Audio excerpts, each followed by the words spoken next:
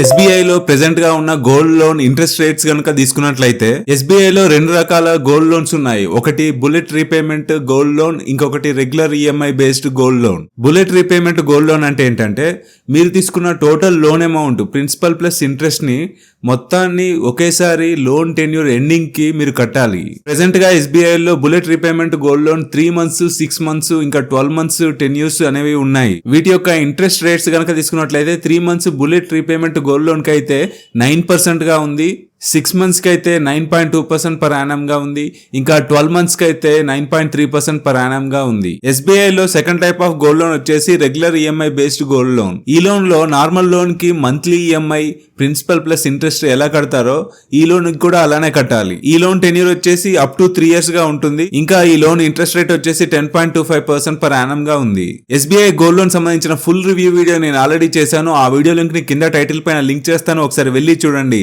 అలా వెళ్లే ముందు ఇలాంటి మరిన్ని ఫైనాన్షియల్ వీడియోస్ కోసం ఈ ఛానల్ ని సబ్స్క్రైబ్ చేసుకోండి.